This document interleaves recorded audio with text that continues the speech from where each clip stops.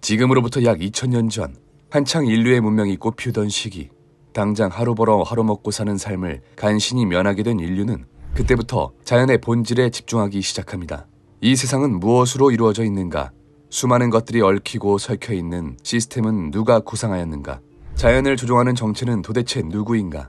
그 관심은 어느덧 하루 중 절반의 시간을 환하게 밝혀주는 빛으로 옮겨갔고, 학자들은 수세기에 걸쳐 빛의 본질에 대해 연구했죠. 그 과정에서 빛은 단순히 자연적으로 존재하는 것이라거나 우리가 눈을 떴을 때에만 물체를 관측할 수 있기 때문에 우리의 눈에서 시작된다라는 지금으로서는 이해할 수 없는 주장들이 나왔죠. 하지만 17세기, 이때부터 인류는 조금 더 빛을 본격적으로 연구하기 시작합니다. 빛을 단순히 신성적인 존재로만 보는 것을 넘어 빛이 발생하는 이유, 빛이 시작되는 곳, 빛의 특징, 속성 등 빛의 모든 것을 속속들이 알아내려고 했죠. 그 결과 빛에 대한 가설은 총 2가지의 선택지로 좁혀지게 되는데요. 그중 하나는 빛을 다른 물질들처럼 잘게 쪼개다 보면 작은 입자 알갱이로 구성되어 있다는 빛의 입자설이었고, 또 다른 하나는 빛이 마치 파동처럼 움직인다는 빛의 파동설이었습니다. 여기서 이상한 건 어떨 때는 빛이 입자처럼 행동하고 또 어떨 때는 파동처럼 행동했다는 건데요. 그 누구도 서로가 틀렸다고 반박할 수는 없었지만 또 그렇다고 자신이 틀린 것도 아니었습니다. 분명 물질은 하나의 성질만을 가지고 있어야 했는데 그것도 절대 양립할 수 없는 특징들이 하나의 물체에서 보인다니 정말 귀신이 곡할 노릇이었죠. 때문에 이를 인정할 수 없었던 고전역학의 아버지 아이작 뉴턴은 빛이 수많은 알갱이로 구성되어 있다는 빛의 입자설을 주장하게 됩니다. 그는 프리즘을 이용해 서로 다른 굴절률을 가진 빛이 합쳐져 백색광을 이룬다는 것을 발견해내며 다른 굴절률을 가지고 있는 색의 빛들이 빛의 최소 입자, 즉 입자라고 주장했는데요. 너무나도 확실한 증거에 빛의 파동설은 맥을 추지 못했고 빛에 대한 논쟁은 입자설의 승리로 돌아가는 듯 했습니다. 더욱이 빛의 입자설을 발표한 뉴턴은 당시 만유인력 등의 논문으로 과학계에 거장이 된 상태라 대부분의 과학자들은 감히 그의 빛 입자설을 반박할 생각조차 하지 못했죠. 하지만 19세기 초 뉴턴의 권위에 도전하는 학자가 있었으니 그는 바로 영국의 의사이자 물리학자였던 토마스 영이었습니다. 그는 빛의 성질을 알아내기 위해 한 가지 재미있는 실험을 구상했는데요. 우선 좁은 틈이 있는 이중 슬릿을 하나 구해다 놓고 여기에 빛을 통과시킵니다. 만약 여기서 빛이 입자라면 둘 중 하나의 구멍만을 통과할 것이며 파동이라면 두 구멍을 모두 통과해 파동의 특성인 간섭무늬를 보이게 될 겁니다. 실험 결과 이중 슬릿을 통과한 빛의 파동의 특징 중 하나인 간섭무늬를 보였고, 그 결과 오랜 기간 동안 내려져 왔던 빛의 입자설은 빛의 파동설로 대체되고 말았죠. 게다가 19세기 중반 열역학의 아버지 제임스 클러크 맥스웰이 전자기 연구를 통해 얻은 방정식으로 전자기파의 속도를 구해내는 데 성공하며 빛 역시 전자기파라는 파동의 한 종류임을 밝혀내고 말았습니다. 그렇게 뉴턴에 의한 입자로 시작된 빛은 파동으로 결론나는 듯 하였는데 20세기 초 300년간 이어져 왔던 빛에 대한 논쟁이 한 과학자에 의해 매듭지어지게 됩니다. 바로 인류 역사상 최고의 물리학자 알버트 아인슈타인이었죠. 아인슈타인은 1905년 광전 효과, 브라운 운동, 특수상대성 이론이라는 어마어마한 논문을 발표하며 세상을 놀라게 하였는데요. 그 중에서 광전 효과 논문은 빛이 입자이면서도 또 동시에 파동일 수도 있다는 아주 놀라운 이야기를 하게 됩니다. 그 전까지만 해도 어떠한 물체가 2가지의 성질을 지니고 있다는 것은 상상조차 할 수 없는 일이었는데 우리 주변에서 가장 쉽게 볼 수 있는 지금 이 시간도 보고 있는 이 빛이 2가지 성질을 동시에 갖고 있지 않으면 이 세상에서 일어나는 일을 설명할 수 없었습니다. 게다가 더욱 놀라운 건 빛이 입자인지 파동인지 결정하는 것은 신이나 어떤 초월적인 존재가 하는 것이 아니라 사람, 동물, 식물, 그 누구든 관측이라는 행위를 하는 순간 하나의 성질로 정해진다는 마법과도 같은 성질을 가지고 있었죠. 그리고 곧 이는 빛뿐만 아니라 전자와 같이 입자로 이루어진 물질이 파동적 특성 또한 가지고 있을 수 있다는 물질파의 개념으로 이어지게 되는데요. 그 결과 아인슈타인이 일생을 바쳐 반대했지만 결국 성공적으로 자리 잡아버린 학문 양자역학이 탄생하게 됩니다. 그렇다면 과연 그 양자역학은 무엇을 말하는 학문일까? 또 어떤 이야기를 우리에게 숨기고 있을까? 기원전 약 400년경 세상의 본질을 탐구하기 위해 노력하던 그리스의 학자들. 당시 과학자들은 물질은 무한히 작게 나눌 수 있으면서도 계속해서 쪼개지는 연속적인 개념이라고 생각하였습니다. 바위를 쪼개면 돌멩이가 되고, 돌멩이를 쪼개면 모래가 되고, 모래를 쪼개면 알 수 없는 작은 알갱이로 계속해서 쪼개진다고 생각한 것이죠. 하지만 데모크리토스는 물질을 계속해서 쪼개나가면 궁극적으로는 더 이상 쪼갤 수 없는 작고 단단한 입자에 도달할 것이라고 생각하였습니다. 그리고 더 이상 쪼갤 수 없는 작고 단단한 입자에 원자라는 이름을 붙여주었죠. 그렇게 인류 최초로 물질의 최소 기본 입자인 원자라는 개념이 생겼으나 원자는 단지 그의 상상 속에서만 존재하는 입자였기 때문에 물질의 원자설은 사람들의 기억 속에서 서서히 잊혀져 갔죠. 그 후 약 2000여 년 이상이 흐른 1803년 영국의 물리학자 돌턴은 공식적으로 세상의 원자설을 발표하게 되는데요. 돌턴은 모든 물질은 더 이상 쪼갤 수 없는 원자로 되어 있으며 원자의 종류가 다르면 크기와 질량이 달라진다고 주장하였죠. 물론 어디까지 처음 나온 이론인 만큼 보완할 부분이 많았지만 돌턴의 원자설 덕에 물질의 기본 입자는 원자라는 생각이 자리 잡게 되었습니다. 그중 가장 치명적인 약점은 최소 입자라고 생각했던 원자 안에도 여러 입자들이 있었다는 것이었는데요. 1897년 영국의 물리학자 톰슨은 물질의 기본 입자인 원자의 정체를 밝히기 위해 한 가지 실험을 고안합니다. 크룩스관이라 불리는 진공관 양쪽에 전압을 걸어 원자를 분리해보기로 하는데요. 놀랍게도 실험 결과 원자 안에는 음극을 가지고 있는 새로운 무언가가 들어있었고 곧 무언가의 전자라는 이름을 붙여주게 되죠. 이때부터 더 이상 나눌 수 없다는 원자에 대한 관념은 깨졌고 이제는 이 원자가 어떻게 구성되어 있느냐를 중점적으로 다루기 시작했습니다.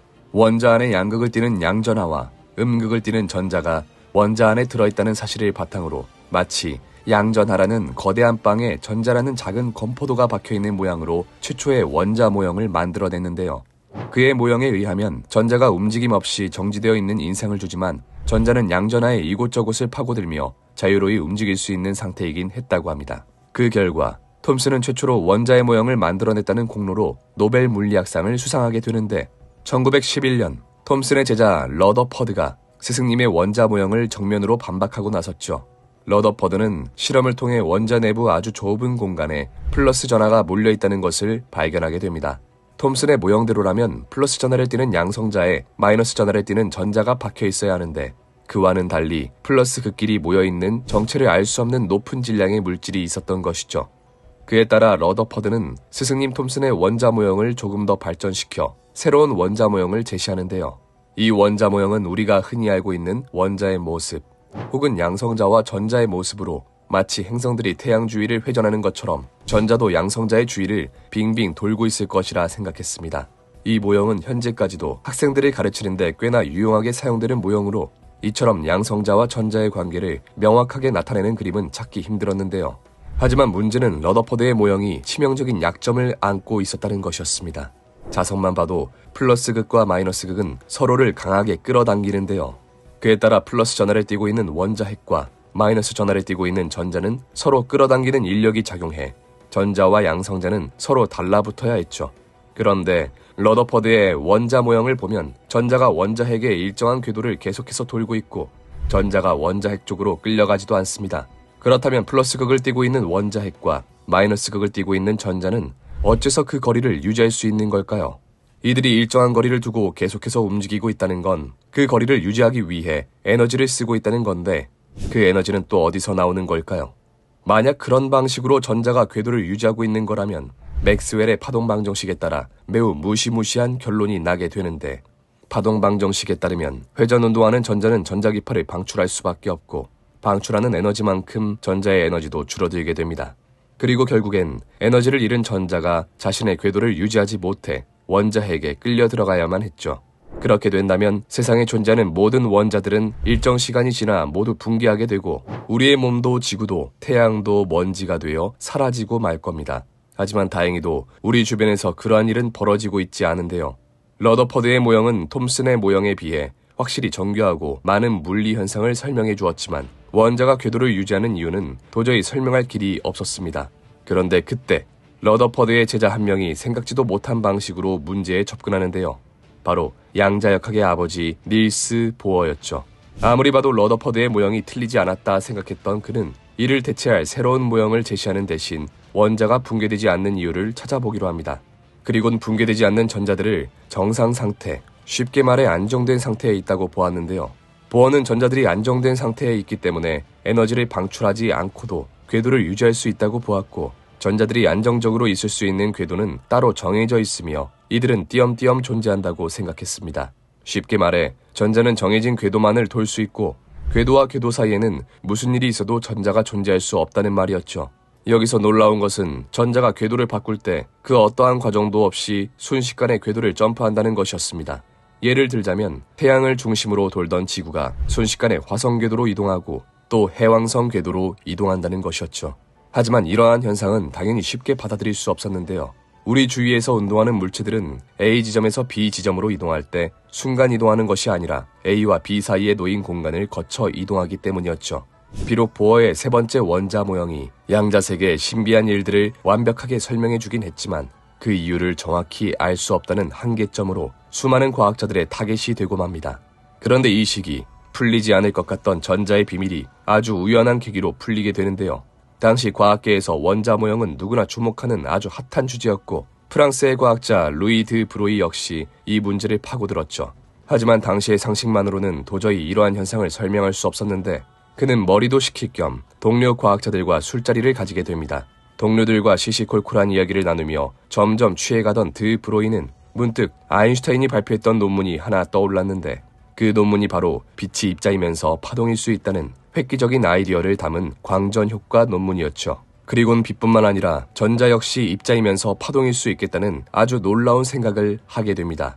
드 브로이는 바로 다음날 이 아이디어를 더욱 구체화시켜 물질파라는 개념을 만들어냈고 그 결과 인류의 역사가 아주 크게 바뀌게 되었죠. 하지만 안타깝게도 드 브로이의 엄청난 논문은 다른 과학자들에게 딱히 주목받지 못했는데 과학자들 중에서 단 한 명이 그 논문을 아주 주의 깊게 살펴보았습니다. 그는 바로 아인슈타인이었죠. 드 브로이의 물질파 논문을 읽은 아인슈타인은 그의 천재성에 감탄하며 동료 과학자들에게 논문을 소개해 주었고 뿐만 아니라 드 브로이의 물질파 이론에 집중하며 이를 더욱 정교하게 발전시키려 노력까지 하였습니다. 이 물질파를 이용한다면 그동안 설명이 되지 않았던 보어 원자 모형의 정상 상태와 양자 도약 현상을 설명할 수 있었고 수소 이외의 모든 물질들의 파동성도 설명할 수 있었죠. 하지만 드 브로이의 물질파 이론에도 명확한 한계점이 있었으니 전자가 정말로 입자와 파동의 성질을 동시에 가지고 있냐는 것이었습니다. 물질이 정말로 입자와 파동의 상태를 모두 가지고 있는 것이라면 살짝 머리가 아파지긴 하겠지만 지금까지 설명되지 않았던 현상들이 모두 해결이 되는데 또 여기서 문제는 입자가 두 가지의 상태를 모두 가지고 있다는 것을 어떻게 증명해내느냐였죠. 그런데 이 문제는 의외로 쉽게 풀렸습니다. 물질파 이론이 발견된 지 겨우 3년밖에 지나지 않은 1927년 당시 벨 연구소에서 일하고 있던 클린턴 데이비슨과 레스터 거먼은 실험을 통해 물질파 이론을 증명해냈죠. 그들은 예전에 토마스 영이 이중슬릿 실험을 통해 빛의 파동성을 증명한 것에 영감을 받아 모든 실험 조건을 동일하게 하되 이번에는 빛 대신 전자를 발사했습니다. 전자가 입자라고 생각한 그들은 어떤 전자는 벽에 맞고 튕겨져 나가고 또 어떤 전자는 두 구멍 중 하나를 선택해 벽 뒤에 있는 스크린에 도착할 것이라고 믿었죠. 하지만 실험 결과 그 누구도 예상하지 못한 데이터가 나왔는데요. 빛이 입자라는 우리의 예상대로라면 뒤에 있는 판자에는 두 개의 구멍을 지난 전자들이 달라붙어 두 개의 줄무늬가 생겨야 했습니다. 하지만 두 줄은커녕 여러 줄이 나왔는데요. 다시 말해 우리가 입자라고 굳게 믿어왔던 전자가 사실은 파동의 성질도 가지고 있는 것이었습니다.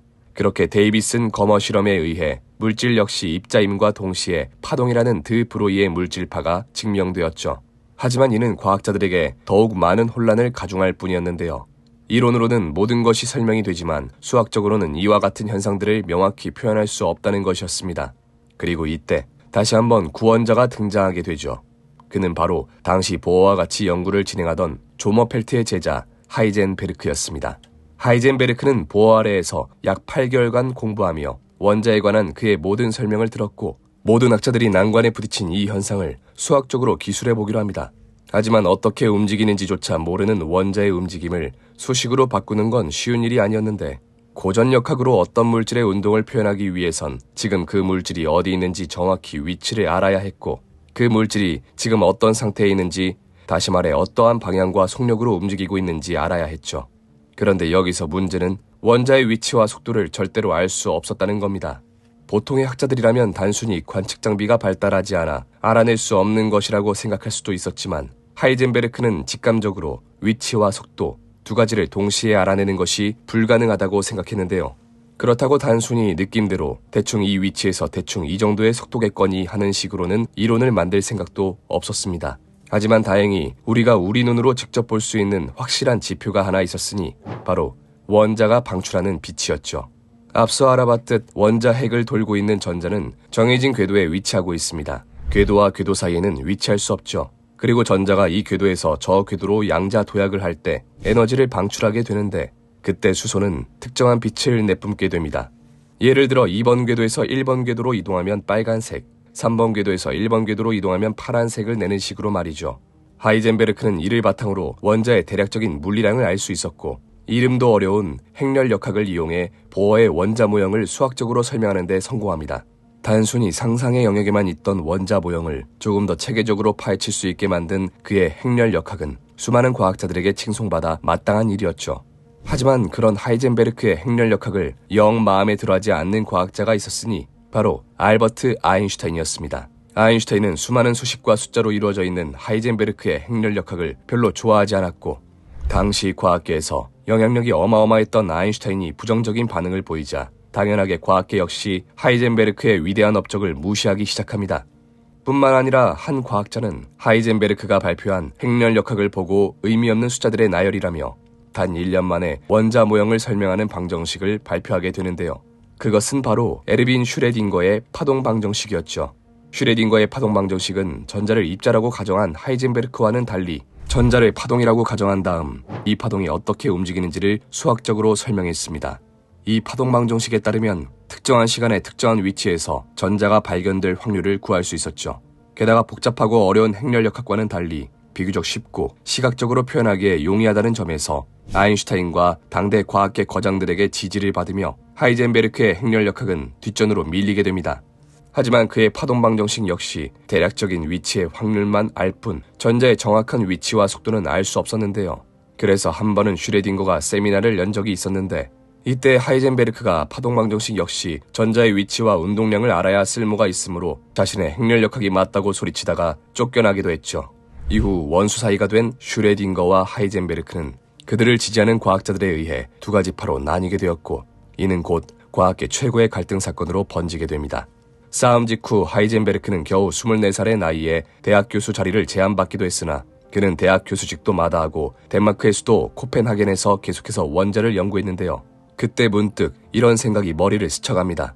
왜 원자의 위치와 속도를 동시에 알 수 없는 걸까? 왜 두 가지를 동시에 볼 수 없는 거지? 본다는 것은 뭘까? 본다는 것은 어떠한 물체의 빛이 충돌하여 반사된 것을 우리가 받아들이는 것으로 보통 우리의 주변에 있는 대부분의 물질들은 빛에 의해 영향을 거의 받지 않습니다. 하지만 원자와 같이 매우 미세한 입자라면 어떨까요? 쉽게 말해 우리가 무언가를 관측하기 위해서는 빛을 쬐일 수밖에 없는데 원자는 너무나도 작은 나머지 이 빛에 의해서도 위치와 속도가 바뀌어 버릴 수도 있다는 것이었습니다. 때문에 비교적 에너지가 작은 긴 파장의 빛을 쪼이면 입자의 운동량은 파악할 수 있지만 위치는 정확히 특정하기 어려웠고 반대로 에너지가 큰 짧은 파장의 빛을 쪼이면 위치는 정확하게 알 수 있었지만 원자가 에너지를 받아 정확한 속도를 측정할 수 없었죠. 도저히 이해할 수 없는 현상에 하이젠베르크는 당대 최고의 물리학자 아인슈타인에게 찾아가 해당 현상에 대해 물어봤지만 아인슈타인에게 돌아오는 대답은 그다지 만족스럽지 않았습니다. 우리가 전자를 직접 관측하지 못한다고 해서 전자의 위치나 속도를 알 수 없다는 건 지나친 비약일세. 시간이 지나 관측 장비가 발달한다면 분명 원자의 위치와 속도를 동시에 측정할 수 있을 거라네. 관측 장비의 발달은 둘째치고 관측하지 못한 것을 바탕으로 이론을 세울 수 없었던 하이젠베르크는 연구실로 곧장 발길을 돌려 온갖 수단을 동원해 두 가지 모두를 관측해보기로 합니다. 하지만 어떠한 방법을 써보아도 동시에 두 가지 물리량을 얻는 것은 불가능했고 결국 하이젠베르크는 이에 관한 한 가지 논문을 쓰게 되죠. 바로 현대 양자역학의 성서와도 같은 논문 불확정성의 원리였습니다. 불확정성의 원리는 쉽게 말해 입자의 위치를 측정하면 입자의 운동량을 알 수가 없고 입자의 운동량을 측정하면 입자의 위치를 알 수 없다는 것으로 이는 입자의 본질적인 특성이기 때문에 아인슈타인이 조언한 것처럼 아무리 측정 장비가 좋아도 기술이 진보하더라도 입자의 위치와 속도를 동시에 정확히 측정할 수 없다는 이론이었죠.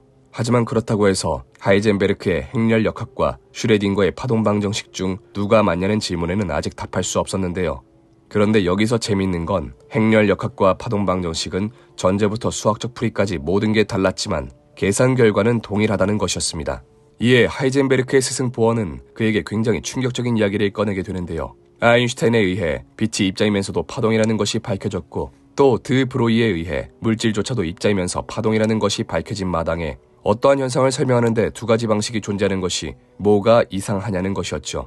다시 말해 하이젠베르크의 행렬 역학과 슈레딩거의 파동 방정식은 둘 다 틀리지 않았으며 그저 상황에 맞게 사용하기만 하면 된다는 것이었습니다. 처음에는 당연히 스승의 주장을 받아들일 수 없었지만 그의 주장에서는 틀린 것을 찾아볼 수 없었고 결국 그의 주장을 받아들여 그들이 위치하고 있던 곳 코펜하겐에서 해석해낸 내용이라는 뜻으로 이는 현재 코펜하겐 해석이라고 불리고 있죠.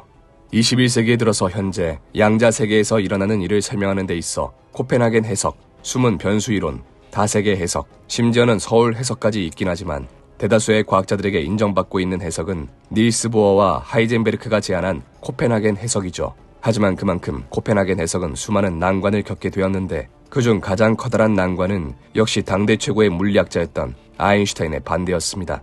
아인슈타인과 함께 파동 방정식을 만든 슈레딩거는 그들이 결정적인 결론에 이르지 못했다며 여러 가지 예시를 들어 그들의 해석이 틀렸음을 주장했는데 그러던 어느 날 아인슈타인이 주장하는 고전역학이 맞는지 보어와 하이젠베르크가 새롭게 만들어낸 양자역학이 맞는지 알아볼 수 있는 아주 좋은 기회가 열리게 됩니다. 바로 1927년 열린 제5차 물리학 솔베이 회의였죠.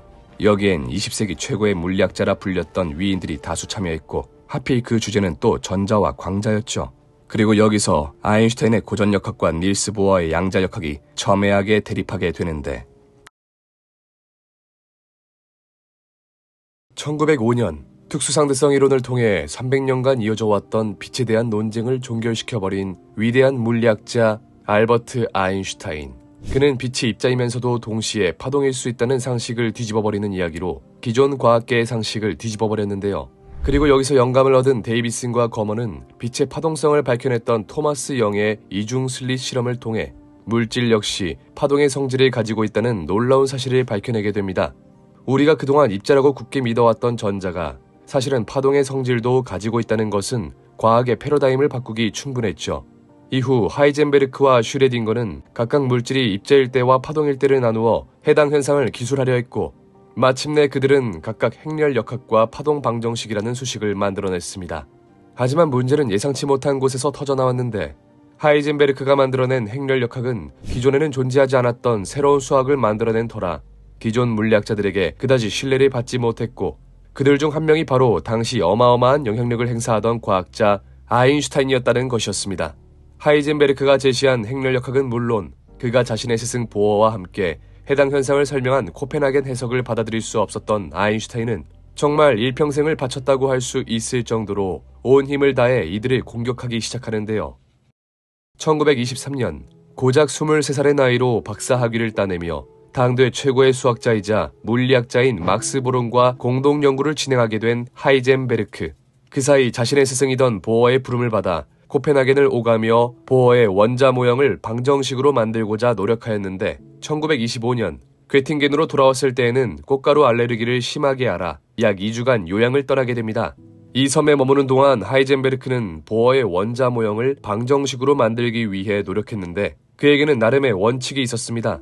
전자의 정확한 위치와 운동량은 정확히 관측할 수 없기 때문에 배제하고 대신 원자가 방출하는 빛의 파장이나 세기 등은 실험으로 정확히 관측할 수 있었기에 오직 이 값들로만 이론을 만들고 싶어 했죠.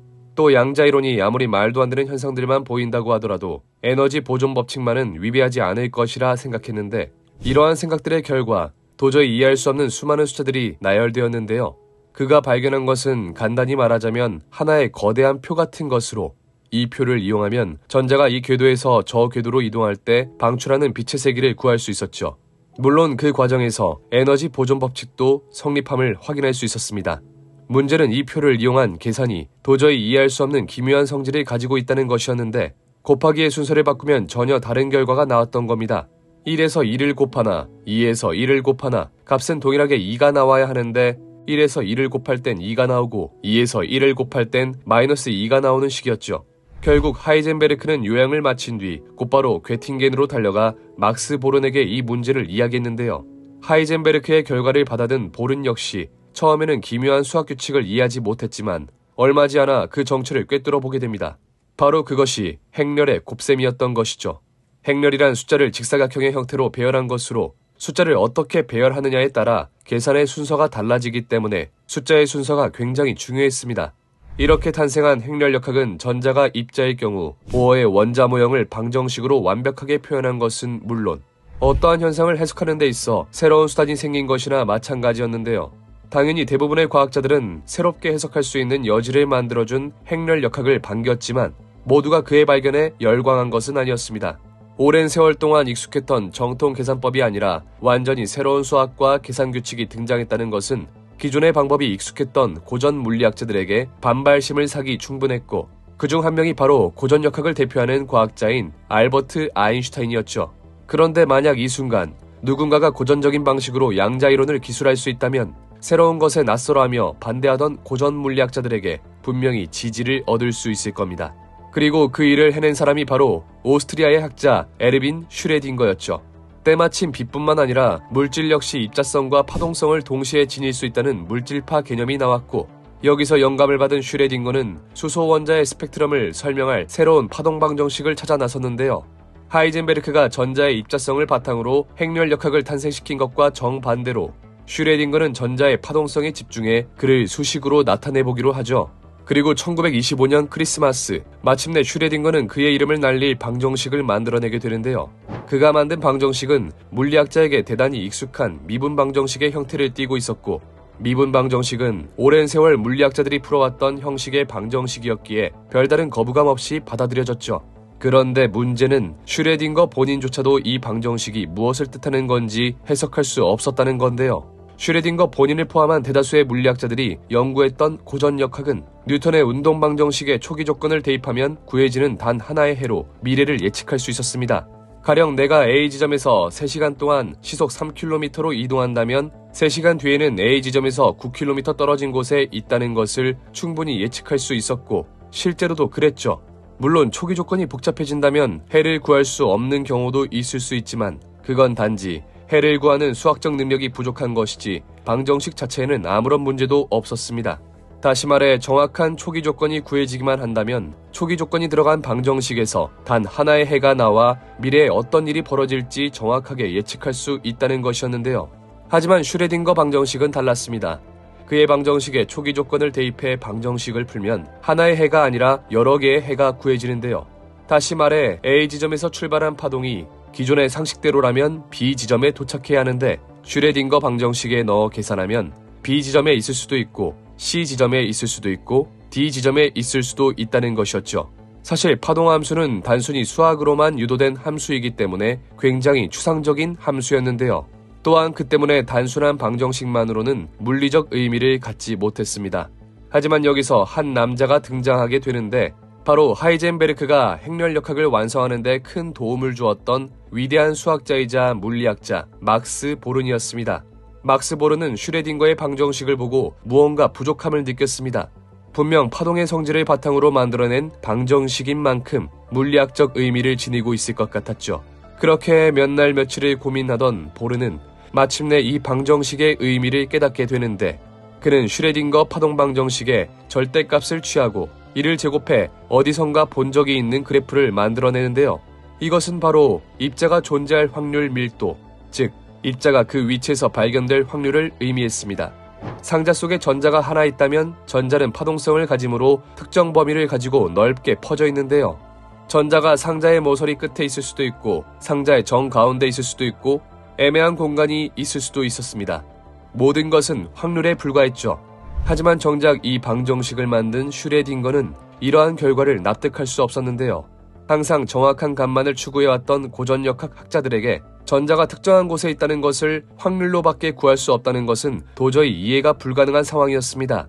때문에 슈레딩거는 자신이 만들어낸 논문이 고작 확률이라는 그저 운에 의존하는 결과를 만들어냈다는 것을 받아들일 수 없었고, 이런 터무니없는 주장을 하는 학자들을 비판하기 위해 한 가지 사고 실험을 진행하게 되는데요. 그것이 바로 그 유명한 슈레딩거의 고양이였죠. 슈레딩거의 파동 방정식을 변형하여 전자가 어디에 있을지 확률적으로 알 수 있는 확률 밀도 함수를 만든 막스 보른. 하지만 정작 슈레딩거는 자신의 식을 해석해준 막스 보른을 탐탁치 않아 했는데요. 모든 값이 정확히 딱 떨어지는 고전역학의 세상에서 어떠한 값이 확률적으로 존재한다는 것은 거의 도박이나 다름없는 수준이었죠. 때문에 끝내 막스 보론을 이해하지 못한 슈레딩거는 편지를 한 통 보내기도 했는데, 저는 박사님을 정말로 존경하지만 박사님의 견해는 존경하기 힘듭니다. 박사님은 역사의 심판이 걱정스럽지 않으십니까? 인류가 박사님의 어리석은 판단에 굴복할 것이라고 정말로 확신하십니까? 라며 사실상 막스 보론의 연구를 전혀 존중하고 있지 않은 태도를 보여주었죠. 뿐만 아니라 1926년에는 슈레딩거와 함께 막스 보론의 이론을 인정하지 못했던 당대 최고의 물리학자 아인슈타인 역시 그에게 편지를 한 통 썼는데, 그중 한 구절이 지금까지도 전해져 내려오며 양자역학을 상징하는 하나의 캐치프레이즈가 되었죠. 양자역학은 확실히 인상적입니다. 하지만 나의 내면의 목소리는 그것이 아직 진짜 아니라고 말하고 있습니다. 그 이론은 많은 것을 말하고 있지만 실제로는 근본적인 비밀에 더 가까이 다가가지는 않는 것 같습니다. 나는 그분이 주사위 놀이를 하고 있지 않다고 확실하고 있습니다. 다시 말해 이 세상은 절대 확률의 의지에 만들어지지 않았으며 또 그래서도 안 된다는 아인슈타인의 생각이었습니다. 결국 1935년 슈레딩거는 점점 입지를 넓혀가는 양자역학을 비판하기 위해 한 가지 사고 실험을 진행하게 됩니다. 우선 절대 안을 들여다볼 수 없는 상자 하나를 준비합니다. 완전히 밀폐되고 불투명한 상자 안에 고양이와 독극물이 담긴 병을 집어넣고 망치와 연결되어 있는 방사능을 검출하는 장치, 개수기도 추가로 집어넣었습니다.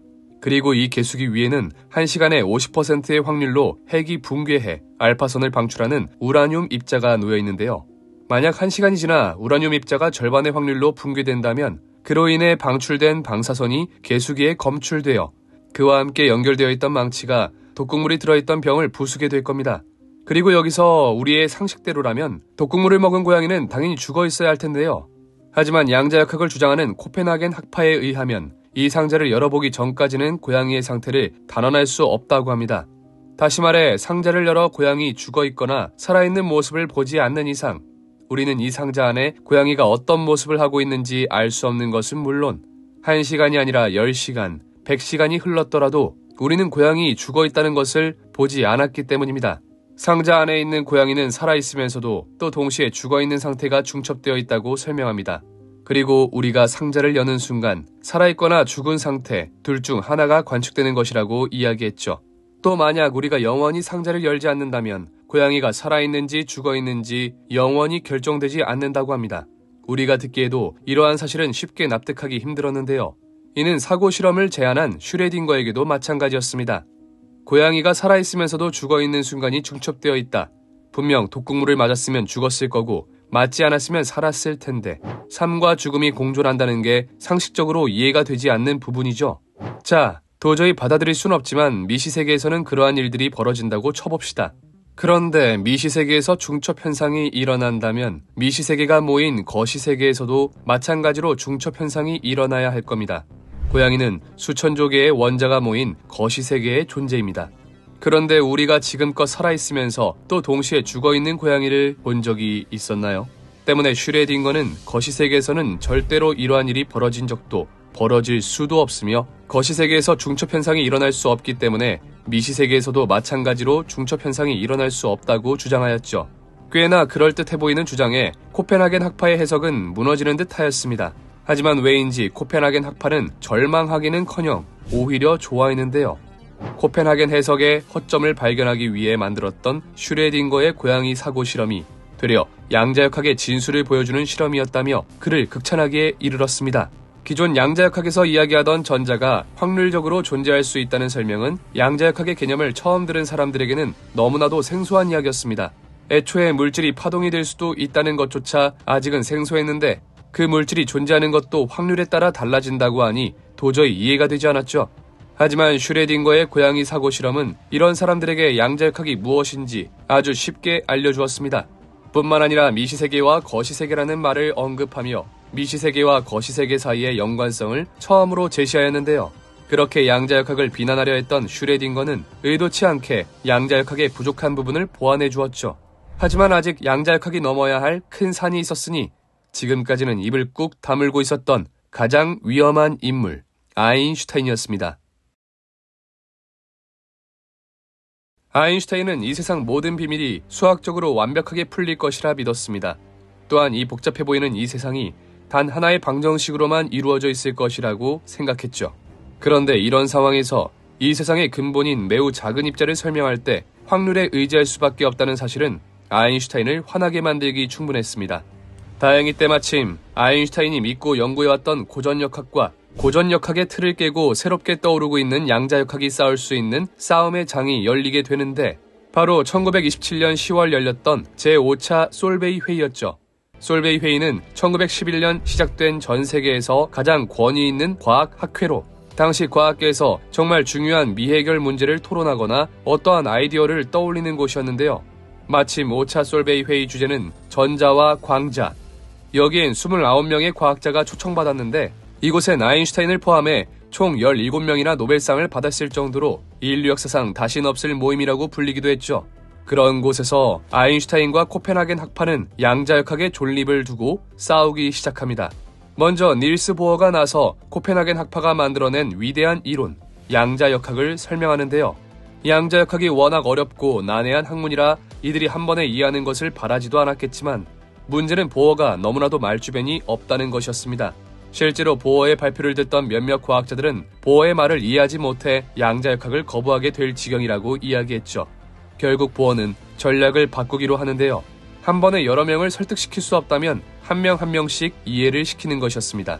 그렇게 보어는 5일 동안 한 명 한 명에게 붙어 귀에서 피가 나올 정도로 양자역학에 대해 설명하였고 보어에게 설명을 들은 학자들은 마지못해 양자역학을 받아들일 수밖에 없었습니다. 그렇게 솔베이 회의 3일차 보어는 드디어 이제 양자역학이 사람들에게 인정을 받았다고 생각했는데요. 하지만 그들이 간과하고 있는 인물이 있었으니 바로 아인슈타인이었습니다. 아인슈타인은 무슨 이유에선지 솔베이 회의 내내 아무런 반론도 제기하지 않으며 그들의 이야기를 잠자코 듣고 있었습니다. 마치 보어의 설명을 듣다 보니 마침내 양자역학을 받아들이기라도 한 듯 보였죠. 하지만 보어가 양자역학이 완벽한 학문이라고 하는 순간 아인슈타인은 끝내 참지 못했는데요. 입자의 위치도 운동량도 정확하게 측정할 수 없으면서 단지 확률로서 어떠한 현상을 이야기한다는 것은 도저히 받아들일 수 없었고 이들을 정확하게 측정하지 못한다는 것은 아인슈타인에게 단지 핑계로 들렸습니다. 그저 관측 장비가 발달하면 해결될 문제로 보였죠. 결국 아인슈타인은 한 가지 사고 실험을 통해 양자역학의 기초, 불확정성의 원리를 공격하기 시작합니다. 그는 변형 이중 슬릿이라는 재미있는 물체를 가지고 왔는데요. 첫 번째 슬릿에는 마름모꼴로 파여있는 미세한 구멍을 만들고 그 뒤에는 우리가 알고 있는 구멍이 2개가 뚫린 슬릿을 배치했습니다. 여기서 첫 번째 슬릿을 향해 전자를 발사하게 되면 전자는 입자의 성질을 띠기 때문에 전자가 구멍 아래쪽을 맞으면 위로 튕겨나가고 슬릿은 아래쪽으로 움직이게 됩니다. 반대로 전자가 구멍 위쪽을 맞으면 아래로 튕겨나가고 슬릿은 위로 움직이게 되겠죠. 그리고 이 첫 번째 슬릿을 통과한 전자는 다음 슬릿에 도착해 간선 무늬를 그리게 될 텐데요. 이때 첫 번째 슬릿의 움직임을 통해 전자의 입자성을 알아냄과 동시에 간선 무늬를 통해 전자의 파동성 역시 동시에 알아낼 수 있었죠. 다시 말해 전자를 관측하면 전자가 입자처럼 행동하고 관측하지 않으면 파동처럼 생긴다는 불확정성의 원리에서 사실 관측은 별 의미가 없다는, 그러니까 불확정성의 원리는 틀렸다고 주장한 것이었는데요. 꽤나 날카로운 질문에 당시 학회에 있던 학자들은 양자역학이 이렇게 몰락하는 줄 알았죠. 하지만 보어는 당황하지 않고 아인슈타인의 사고 실험을 정면으로 반박하였는데요. 아인슈타인이 제시한 사고 실험에 의하면 전자를 발사하기 전 첫 번째 슬릿은 그 어떠한 미세한 움직임도 보이지 않았고 가만히 정지해 있어야 했습니다. 첫 번째 슬릿의 정확한 위치를 알아야 정교한 실험이 가능해지고 정확히 정지해 있어야 실험에 영향을 주지 않을 수 있기 때문이었죠. 하지만 불확정성 원리에 의하면 위치와 운동량을 동시에 아는 것은 불가능했는데요. 그런데 아인슈타인의 사고 실험을 진행하기 위해선 정확히 정지해 있는 슬릿이 필요했고 이는 다시 말해 첫 번째 슬릿의 위치와 운동량을 모두 알고 있다는 뜻이었죠. 결국 아인슈타인 사고 실험의 전제부터가 불확정성의 원리를 위반하고 있었던 겁니다. 그렇게 양자역학을 무너뜨릴 생각에 들떠있던 아인슈타인은 생각지도 못한 보어의 방어에 철저히 무너져 내리고 말았고 제5차 솔베이 회의는 보어의 승리로 돌아가게 되었죠. 하지만 그럼에도 아인슈타인은 양자역학을 인정할 수 없었는데요. 결국 양자역학을 무너뜨리는 데 실패한 아인슈타인은 다음 회의를 기약하며 칼을 갈게 됩니다. 그리고 3년 뒤 열린 제6차 솔베이 회의. 여기서 아인슈타인은 양자역학을 완전하게 무너뜨려버리기 위해 정교한 사고 실험을 다시 가지고 오는데요. 이 사고 실험은 보어를 마치 꿀먹은 벙어리 마냥 만들었고 양자역학은 탄생 이래 최고의 위기를 맞이하게 됩니다. 물질의 최소 기본 입자인 원자를 연구하며 보어의 원자 모형을 수식화하기 위해 애썼던 과학자들. 이 과정에서 20세기 최고의 발견인 양자역학이 탄생합니다. 하지만 기존 과학계를 꽉 주름잡고 있었던 고전역학 학자들은 양자역학을 쉽게 받아들일 수 없었는데 단순히 그들이 새로운 것을 가져왔다는 것이 마음에 들지 않는 것이 아니었습니다. 그들 역시 새로운 논문을 반기고 새로운 아이디어를 좋아하며 새로운 생각을 사랑했죠. 양자역학 역시 새롭긴 했지만 고전역학 학자들의 기준에선 선을 많이 넘은 학문이었습니다. 기존 고전역학에서는 초기 조건이 구해지면 앞으로 이 입자가 어떻게 움직일지 정확하게 유추할 수 있었는데요. 만약 정확하게 유추해내지 못했다면 그것은 단지 초기 조건을 제대로 파악하지 못했거나 단순히 계산을 잘못했을 뿐이었습니다. 하지만 양자역학은 아무리 초기 조건이 제대로 주어져도 계산을 정확하게 해도 입자가 어떻게 움직일지 정확히 알 수 없었고 오직 확률로서만 알 수 있었죠. 때문에 기존 고전역학 학자들에게 양자역학은 그저 제대로 관측할 자신이 없어서 핑계를 대는 것으로 들렸고 결국 슈레딩거는 양자역학을 비판하기 위해 슈레딩거의 고양이라는 사고 실험을 제안했는데요. 그의 실험은 고양이가 죽어 있으면서도 살아있을 수도 있다는 우리의 상식으로는 도저히 받아들일 수 없는 양자역학의 핵심, 중첩을 비판하기 위해 고안된 것이었지만 오히려 닐스 보어, 하이젠베르크, 막스 보른으로 대표되는 코펜하겐 학파는 슈레딩거의 고양이가 양자역학의 모든 것을 담고 있다며 좋아하였고 이는 마치 양자역학을 거부하던 슈레딩거를 조롱하는 것처럼 보이기까지 했죠. 결국 여기서 참다 못한 고전역학의 대가가 등장하게 되는데 바로 상대성 이론과 광전 효과 등으로 고전역학을 지금의 위치에 이르게 만든 위대한 학자 아인슈타인이었죠. 그는 1927년 세계 최고의 학자들이 모인 제5차 솔베이 회의에서 양자역학을 공개적으로 무너뜨리기 위해 정교한 사고 실험 하나를 제안하는데요. 하지만 닐스 보어는 전혀 당황하지 않고 그의 질문을 완벽하게 방어해내며 제5차 솔베이 회의는 양자역학의 승리로 끝이 났죠. 결국 스디슨 실패를 맛본 아인슈타인은 다음을 기약하며 더욱 정교한 실험을 가지고 오게 되는데 지난 1927년 제5차 솔베이 회의에서 스디슨 실패를 맛본 아인슈타인. 도저히 양자역학을 받아들일 수 없었던 그는 3년 동안 양자역학을 부숴버리기 위해 새로운 사고 실험을 하나 가지고 오게 됩니다. 닐스 보어, 하이젠베르크, 막스 보른으로 대표되는 코펜하겐 학파는 입자의 위치와 운동량을 동시에 정확하게 측정할 수 없다는 불확정성의 원리를 기반으로 양자역학을 만들어냈습니다. 그들의 이론에 따르면 입자의 정확한 위치를 관측하기 위해서는 관측자가 어떠한 행위를 해야 하는데 그 행위에 의해 입자의 위치 혹은 운동량이 변할 수밖에 없다는 것이었죠. 위치를 정확하게 측정하기 위해 강한 빛을 쬐면 입자의 위치는 확인할 수 있겠지만 그 빛의 에너지에 의해 입자가 날뛰기 시작하면서 정확한 운동량을 측정할 수 없고 반대로 운동량을 정확하게 측정하기 위해 약한 빛을 쬐면 운동량은 측정할 수 있겠지만 정확한 위치는 측정할 수 없다는 것이었습니다. 그리고 아인슈타인은 바로 이 부분이 마음에 들지 않았는데 도대체 어떤 과학이 모른다는 것을 그렇게 자랑스럽게 이야기할 수 있냐는 것이었습니다. 본디 과학이란 모르는 것을 알아내는 학문인데 절대 알아낼 수 없다고 이야기하는 것이 과학의 한 이론이라는 것을 절대 받아들일 수 없었죠. 이에 아인슈타인은 양자역학의 근본인 불확정성의 원리를 부숴버리려고 합니다. 양자역학의 불확정성의 원리에 의하면 입자의 위치와 운동량을 동시에 정확하게 측정할 수 없기 때문에 위치 변화에 따라 알 수 없는 입자가 이동하는 시간, 운동량의 변화에 따라 알 수 있는 에너지 역시 정확히 측정하는 건 불가능했습니다. 하지만 아인슈타인은 제6차 솔베이 회의에서 입자의 시간과 에너지를 정확하게 측정해낼 수 있는 사고 실험을 하나 발표하게 되는데요. 그 실험의 이름은 바로 상자 속의 시계였습니다. 먼저 아인슈타인은 상자 하나를 준비합니다. 상자에는 작은 구멍이 하나 뚫려 있는데 그 구멍은 작은 창문으로 열었다가 막았다가 제어할 수 있죠. 상자 안에는 시계를 하나 넣어두는데 이 시계는 굉장히 짧은 시간도 측정할 수 있는 정밀한 장치로 창문을 열고 닫는 시간을 아주 정확하게 잴 수 있습니다. 이 상자는 미세한 중량 차이도 감지할 수 있는 민감한 용수철에 매달려 있고 아랫부분에는 무게 측정에 도움을 줄 무게추가 달려있죠. 또 상자 옆에는 용수철의 길이 변화로 상자의 질량 변화를 확인할 수 있는 눈금자가 놓여 있습니다. 자, 이제 실험 준비는 모두 끝이 났습니다. 먼저 상자에 광자 1개만을 넣은 다음 상자의 무게를 확인합니다. 이후 상자 안에서 광자 1개가 빠져나올 만큼 짧은 시간 동안 창문을 열어놓고 나오는 순간 창문을 닫습니다. 이때 창문에 연결되어 있던 시계는 광자가 나가는데 걸리는 시간을 정확하게 측정합니다. 다음으로 광자 하나가 빠져나간 상자의 무게를 재면 우리는 광자 한 개의 질량과 광자 한 개가 상자 밖으로 나가는데 걸리는 시간을 측정할 수 있습니다. 여기서 우리는 이제 광자 한 개의 질량을 알고 있으므로 아인슈타인의 상대성 이론에 나온 E는 mc의 제곱에 넣으면 광자 한 개의 에너지를 알 수 있고 광자 한 개가 상자 밖으로 나가는데 걸리는 시간을 측정했으니 시간 역시 정확하게 알고 있었죠. 다시 말해 불확정성의 원리에 의해 절대로 동시에 정확하게 측정할 수 없다는 입자의 에너지와 시간을 정확하게 구해낸 것이었고, 즉 불확정성의 원리가 잘못되었다는 것이었습니다. 이 설명을 들은 닐스 보어는 그의 실험에서 도저히 허점이라고는 찾아볼 수 없었고, 이내 그의 머릿속은 혼란스러워지기 시작합니다.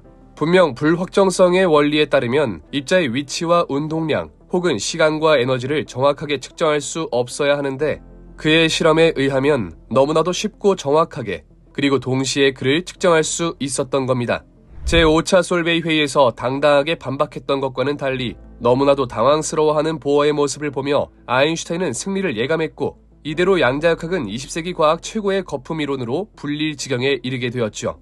도저히 반론의 여지를 찾을 수 없었던 닐스 보어. 그는 며칠간 지속된 회의 내내 극도로 초조한 모습을 보이며 도저히 이를 반박할 거리를 찾지 못했는데요. 이대로 양자역학이 무너져 내리는 줄 알았던 그 순간, 갑자기 그의 머릿속에 하나의 아이디어가 스쳐 지나갑니다. 아인슈타인의 사고 실험은 광자가 창문으로 빠져나간 순간, 그때 걸린 시간과 질량 변화를 동시에 측정해 불확정성의 원리를 깨부셨습니다. 그런데 그 시간을 확인할 수 있는 시계는 상자 안에 들어있고, 상자 속 시계를 보기 위해선 빛이 필요한데요. 여기서 문제는 시간을 확인하기 위해 창문을 여는 순간 실험에는 불필요한 광자들이 상자 속에 들어갔다 나오면서 상자의 질량을 변하게 한다는 것이었습니다. 광자 한 개만큼의 질량 변화를 측정해야 하는 이 실험에서 우리가 관측하기 위해 그곳에 빛을 쪼이게 되면 당연하게도 우리는 이 실험이 내놓은 결과값을 믿을 수 없겠죠. 반대로 창문을 열지 않으면 우리는 시간을 측정할 수 없을 겁니다. 따라서 이는 불확정성의 원리에 따라서 물체의 질량 변화와 시간을 동시에 측정할 수 없는 것이죠. 문제는 이뿐만이 아니었습니다. 외부의 개입 없이 시계를 완벽하게 측정할 수 있는 방법을 찾아냈다고 하더라도 우리는 상자의 질량 변화를 정확하게 측정할 수 없었는데요. 이는 제5차 솔베이 회의에서 보어가 반박했던 내용과 어느 정도 비슷하다고 볼 수 있는 내용으로, 광자 한 개의 질량 변화를 측정하기 위해서 우리는 어쩔 수 없이 눈금자를 측정해야만 합니다. 그런데 여기서 무언가를 측정한다는 행위는 빛을 쪼이거나 어떠한 추가적인 개입이 필요하다는 이야기고, 이는 다시 말해 눈금자 역시 우리가 관측을 위해 빛을 쪼이는 순간 미세하게라도 움직이기 때문에 정확한 관측이 불가능하다는 것이었습니다. 또 관측이 진행되는 동안 빛의 영향으로 용수철이 위아래로 진동하기 때문에 상자의 운동량도 불확실해지게 되는데, 이에 따라 눈금 바늘의 위치와 상자의 운동량도 동시에 정확하게 알 수 없어져 불확정성의 원리는 굳건했죠. 그리고 마지막 반론은 아인슈타인이 더 이상 반박할 동기마저 꺾어버렸습니다. 실험을 진행하는 동안 광자 하나가 상자 안으로 들어오게 되고, 그에 따라 상자 주변은 광자 한 개만큼 질량이 무거워졌을 겁니다. 여기서 아인슈타인의 일반 상대성 이론에 따라 늘어난 질량만큼 시간 역시 느리게 흐르게 되는데요. 반대로 광자가 상자에서 빠져나가는 순간에는 질량이 가벼워져 시간이 상대적으로 빠르게 흐르겠죠. 광자 한 개의 질량에 의해 시간이 느려졌다가 빨라졌다가 하는 이 상황에서 우리가 시간을 어떻게 정확하게 측정할 수 있을까요? 같은 1초라고 해도 그것이 광자 한 개에 의해 느려진 1초인지 빨라진 1초인지 확인할 길이 없으니 우리는 그 시간을 정확하게 측정할 수 없었습니다. 이렇게 완벽하게 보였던 아인슈타인의 사고 실험은 다시 한번 닐스 보어에 의해 처참히 무너지고 말았는데요. 거기다가 자신이 만들어냈던 위대한 상대성 이론에 의해 사고 실험이 무너져 내리며 아인슈타인은 그야말로 창피한 결말을 맞이하게 되었죠. 하지만 그는 여기서 물러날 생각이 없었는데요.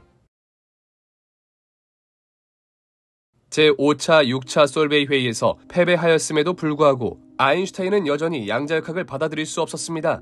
제6차 회의에서 닐스 보어가 당황한 것을 보면 분명히 조금만 더 정밀하고 세밀하게 실험을 세팅할 수 있다면 어떠한 현상을 동시에 정확하게 측정할 수 없다는 말 같지도 않은 불확정성의 원리를 깨부술 수 있을 것 같았죠.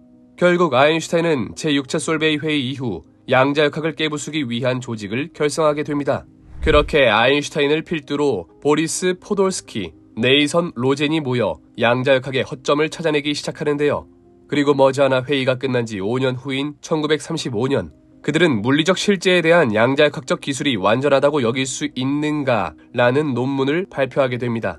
우선 그들은 양자역학을 도저히 이해할 수 없는 이유를 먼저 밝혔는데요.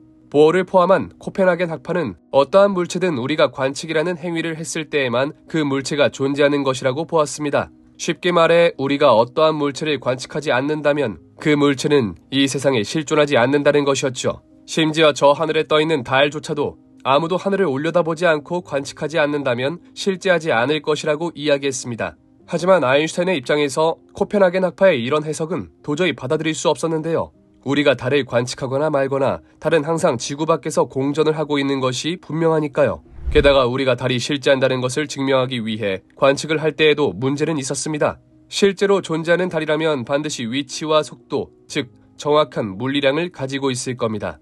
하지만 코펜하겐 학파에 따르면 관측하기 전까지는 이들의 물리량을 단지 확률적으로만 예측할 수 있고 우리가 관측을 해야만 그 물체의 물리량이 정확하게 알 수 있다고 이야기했는데요. 여기서 문제는 우리가 물리량을 알아내기 위해 관측을 하는 순간 그 물체에 빛이 닿거나 소리가 닿거나 기타 등등의 이유로 교란이 생겨버려서 정확하게 물리량을 측정할 수 없고 어떻게 물리량을 알아낸다고 해도 그 값은 정확한 물리량이 아니라는 것이었습니다. 정리하자면 양자역학은 실제로 존재하는 것이 분명한 물체도 실제한다고 주장하지 못하며 어떠한 물리량도 정확하게 알아낼 수 없는 불완전한 학문이라는 것이 바로 EPR 역설의 주된 내용이었죠. 특히 아인슈타인이 양자역학의 개념을 처음 들었던 순간부터 이때까지 가장 마음에 안 들어했던 것은 입자의 물리량을 단지 확률로서만 예측할 수 있다는 부분이었는데요. 분명 입자는 여러 가지의 확률 중에서 하나만을 선택해 이와 같은 세상을 이루고 있을 텐데 단순히 확률적으로만 예측할 수 있다는 것은 단지 우리가 아직 그를 관측해낼 수 있을 정도로의 이론과 수식을 구현해내지 못했을 뿐이라고 생각했죠. 이에 대해 아인슈타인은 자신조차 아직 그 규칙이 무엇인지는 알 수 없지만 이 세상을 설명하기 위해서는 분명히 존재할 것이라며 아직은 알 수 없는 그 이론에 숨은 변수라는 이름을 붙여주었죠. 계속해서 아인슈타인은 양자역학의 허점을 공격해 나갔는데요. 양자역학의 여러 가지 신기한 특성 중에는 양자 얽힘이라는 것이 있었습니다. 양자 얽힘이란 말 그대로 양자가 얽혀 있다는 것으로 한번 상호작용을 했던 두 입자는 거리가 아무리 멀리 떨어져 있을지라도 마치 연결되어 있는 것처럼 행동한다는 것이었는데요. 예시를 한번 들어보죠. 여기 크기와 색상, 모양새가 전부 완벽하게 동일한 상자가 두 개 있습니다. 당연히 밖에서는 내부를 들여다볼 수 없는 틈 하나 없는 튼튼한 상자이죠. 이 상자 안에는 양자적으로 얽혀있는 양자공이 각각 하나씩 들어있는데 이들은 빨간색과 파란색을 동시에 가지는 중첩 상태에 있습니다. 50%의 확률로 빨간색 혹은 파란색이 될 수 있는 거죠. 이때 우리가 A 상자를 열게 되면 그 속에서 빨간색 혹은 파란색 공을 확인할 수 있을 겁니다. 하지만 여기서 신기한 건 우리가 열어본 상자 말고 다른 상자 안에 있는 공은 무조건 이와 반대되는 색깔의 공이 들어있다는 건데요. 예를 들어 A 상자에서 우리가 빨간 공을 확인한다면 B 상자 안에서는 무조건 파란 공이 보인다는 것이었습니다. 코펜하겐 학파는 이 역시 양자가 가지는 고유한 특성이라고 하는데 아인슈타인은 이 부분이 그다지 마음에 들지 않았습니다. 특히 그가 마음에 들지 않았던 건 이 두 상자가 아무리 멀리 떨어져 있을지라도 심지어 수백억 광년이 떨어져 있을지라도 우리가 한 상자의 공을 확인하는 순간 그 즉시 다른 상자 안의 공 색깔이 결정된다는 거였는데요. 여기서 문제는 A 상자 속 공이 어떤 색으로 변하든 그로부터 수백억 광년 떨어져 있는 B 상자 속 공은 그와는 다른 색으로 변해야 하는데 그걸 B 상자 안에 있는 공이 어떻게 알 수 있냐는 거였죠. A 상자 속 공이 빨간색일지 파란색일지는 도저히 알 수 없을 텐데 만약 A 상자 속 공이 빨간색이라는 것을 아무리 빠르게 전달해준다고 해도 무려 수백억 광년이나 떨어져 있기 때문에 빛의 속도로도 수백억 년이 걸릴 텐데 어떻게 그 즉시 색이 결정될 수 있냐는 것이었습니다. 특히 아인슈타인의 특수상대성 원리에 의하면 이 우주에서 빛보다 빠른 물체는 존재할 수 없다. 다시 말해 정보를 가진 무언가는 빛보다 빠르게 움직일 수 없는데 양자 얽힘 현상은 우주의 근본인 상대성 이론을 위배하는 모습을 보였죠. 뿐만 아니라 아인슈타인은 이 상황에서 관측이라는 행위에 대해서도 의문을 제시합니다. 분명 코펜하겐 학파의 해석에 의하면 관측이라는 행위를 함으로써 물체의 상태를 확인할 수 있다고 했습니다. 그런데 A 상자의 공을 확인하는 순간 우리는 수백억 광년 떨어진 상자 안에 어떤 색이 들어있는지 관측을 하지 않아도 알 수 있는데요. 그에 따라 아인슈타인은 양자역학이 주장하는 관측이라는 행위는 물질의 실제와는 관련이 없으며 관측에 의해 공의 색이 결정되는 것이 아니라 처음부터 A상자와 B상자 안의 공은 이미 둘 중 하나의 색깔로 결정되어 있다고 주장했습니다. 다시 말해 양자역학의 주된 이론 중 하나인 중첩 역시 실제로 존재하지 않는다는 것이었죠. 이처럼 양자역학은 다양한 상황에 대해 전혀 설명하지 못하고 있으므로 불완전한 학문이고 아직 인류가 알아내진 못했지만 이러한 현상을 모두 설명할 숨은 변수 이론이 존재한다고 보았습니다. 제5차 6차 회의에서 스디슨 실패를 맛본 만큼 아인슈타인은 쉽게 대답할 수 없는 정교한 역설을 들고 양자역학을 공격하기 시작하는데요. 하지만 닐스 보어는 생각보다 아주 간단히 이 문제를 해결하게 됩니다. 그는 아인슈타인이 주장하는 실제성에 대한 개념 자체가 잘못되었다고 주장하는데요. 단지 눈에 보이기 때문에 실존한다는 것과는 달리 불확정성의 원리에 따라 입자를 관측하지 않으면 입자는 실존하지 않으며 관측을 하는 순간 입자의 물리량을 알 수 있으므로 물리적 실제가 있는 것이라고 이야기했습니다. 다시 말해 어떠한 물체가 실존한다는 것을 알기 위해서는 관측이라는 행위가 꼭 필요하다고 보았죠. 때문에 단지 눈에 보이기 때문에 우리가 알고 있기 때문에 어떠한 물체가 실존한다는 것은 너무나도 빈약한 설명이라고 이야기했습니다. 하지만 아인슈타인은 여기서 지지 않고 불확정성의 원리를 깨부수기 위해 다시 한번 사고 실험을 제안하는데요. 어떠한 공간에 정확히 반으로 갈라질 수 있는 입자가 하나 존재하고 있습니다. 그리고 이 입자는 질량이 동일한 입자 A와 입자 B로 나뉘어 서로 반대 방향으로 날아간다고 가정하죠. 이때 두 입자 A, B는 운동량 보존 법칙에 의해 서로 방향만 다를 뿐 같은 속력으로 서로에게서 멀어지고 있습니다. 두 입자는 방향 이외에는 전부 동일한 물리적 특성을 가지고 있기 때문에 입자 A의 위치를 측정하면 B의 위치도 구할 수 있게 되고 마찬가지로 입자 A의 운동량을 측정하면 B의 운동량도 알아낼 수 있죠. 또 서로 멀리 떨어져 있는 입자 A와 B는 서로 영향을 주고받을 수 없다는 국소성의 원리에 의해 입자 A에 대한 위치와 운동량을 측정하는 행위가 입자 B에는 아무런 영향을 주지 않는다고 합니다. 다시 말해 입자 A의 운동량과 입자를 정확하게 측정할 수 없다면 입자 B는 측정이라는 행위를 하지 않아도 물리량을 정확히 알 수 있다는 것이었죠. 코펜하겐 해석에 의하면 입자 B를 측정해야만 입자 B가 실존한다는 것을 증명할 수 있는데 우리는 단지 입자 A의 측정만으로 입자 B의 정보를 얻을 수 있었습니다. 이 사고 실험은 훗날 이론 물리학자 데이비드 봄에 의해 더욱 정교하게 설계되는데요. 그는 전자의 스핀을 이용해 조금 더 완벽하게 실험을 구성합니다. 여기서 스핀이란 입자가 고유하게 가지고 있는 특성 중 하나로 입자는 하나의 축을 기준으로 항상 회전하고 있습니다. 이때 반시계 방향으로 회전한다면 플러스 혹은 스핀업이라고 표현하고 시계 방향으로 회전한다면 마이너스 혹은 스핀 다운이라고 표현하죠. 그리고 전자가 한 바퀴를 도는데 필요한 회전수를 플러스 1, 마이너스 1, 플러스 2분의 1, 마이너스 2분의 1 등으로 표현하는데 이런 띠 모양을 생각한다면 두 바퀴를 돌아야 온전한 모습으로 돌아온다는 것을 좀 더 쉽게 이해할 수 있습니다. 다시 돌아와서 데이비드 봄은 전자의 스핀을 이용해 아인슈타인의 사고 실험을 더욱 정교하게 구성했는데요. 우선 어느 방향으로도 회전하지 않고 정지해 있는 각 운동량이 0인 입자를 하나 준비합니다. 그리고 이 입자를 둘로 나누게 되면 각각 입자 A와 B는 반시계 혹은 시계 방향으로 회전하고 있겠죠. 이때 만약 X축을 기준으로 입자 A가 시계 방향으로 돌고 있다면 즉 스핀다운의 상태일 겁니다. 그리고 당연하게도 입자 B는 스핀업의 상태겠죠. 자, 이 두 전자를 상호작용할 수 없을 정도로 매우 멀리 떨어지게 해봅시다. 이때 입자 A의 X스핀과 G스핀을 측정하게 된다면 우리는 다시 한번 입자 B의 X스핀과 G스핀을 정확하게 측정해낼 수 있을 겁니다. 즉 다시 말해 코펜하겐 해석에 의하면 측정이라는 행위를 해야만 물체가 실존한다는 것을 증명할 수 있었는데 단순히 입자 A만을 측정했음에도 불구하고 우리는 입자 B의 물리량을 전부 알고 있었고 실존한다는 것도 알 수 있었습니다. 이는 양자역학의 근본을 흔들어 놓는 사고 실험이었던 것이죠. 하지만 닐스 보어는 당황하지 않고 이를 반박해냅니다. 그가 들고 온 것은 바로 1922년 슈테른과 게릴라흐가 진행했던 전자의 스핀에 관한 실험이었죠. 그들은 고전역학적으로 기술에도 별탈이 없는 상대적으로 큰 원자 은을 실험에 이용했는데요. 먼저 진공에서 정기적으로 중성인 은을 기화시켜 은 원자 빔을 만듭니다. 그리고 이 빔을 불균일한 자기장에 통과시켜서 은 원자들이 스핀 방향을 알아내었는데요. 여기서 은 원자가 스핀 업 혹은 스핀 다운의 형태만을 가진다는 것을 알아낸 이들은 다음 실험에 착수합니다. 그들은 특수한 자기장에 은 원자를 보내 플러스 G 스핀만을 가지는 원자를 모읍니다. 그리고 이번에는 플러스 X 스핀만을 가지는 은 원자들을 추가로 걸러내었죠. 여러 가지 은 원자들 중 플러스 G스핀과 플러스 X스핀만을 가진 은 원자들을 모았으니 이들을 다시 한번 G스핀 거름망에 거르게 된다면 상식적으로 플러스 G스핀 원자들만 모았기 때문에 마이너스 G스핀을 가진 은 원자는 발견이 되지 않아야 할 겁니다. 하지만 놀랍게도 플러스 G스핀과 마이너스 G스핀을 가진 은 원자가 정확히 반으로 다시 검출이 된 것이었는데요. 이는 다시 말해 입자 스핀 값은 측정 전에는 절대 알 수 없고 닐스 보어는 이를 근거로 입자의 스핀에도 역시 불확정성의 원리가 적용된다고 이야기하였습니다.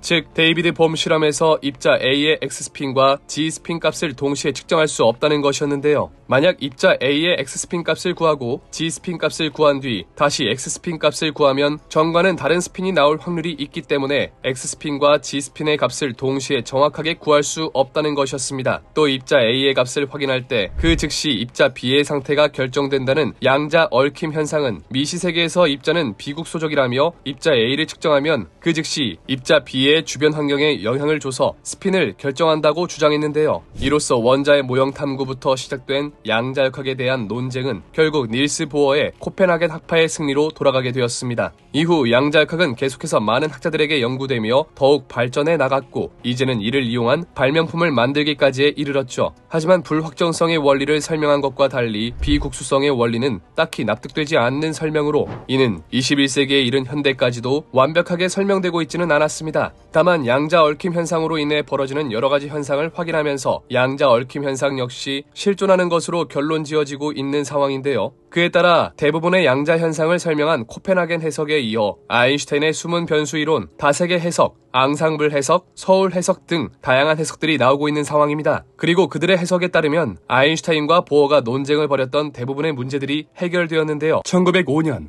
광전 효과와 특수상대성 이론을 발표하며 고전역학 완성을 알렸던 아인슈타인. 그로부터 10년 뒤엔 보다 일반적인 상황에서 우주를 설명할 수 있는 일반 상대성 이론을 발표하며 지금까지 수수께끼에 휩싸여 있던 우주의 이야기가 조금씩 풀리는 듯 하였습니다.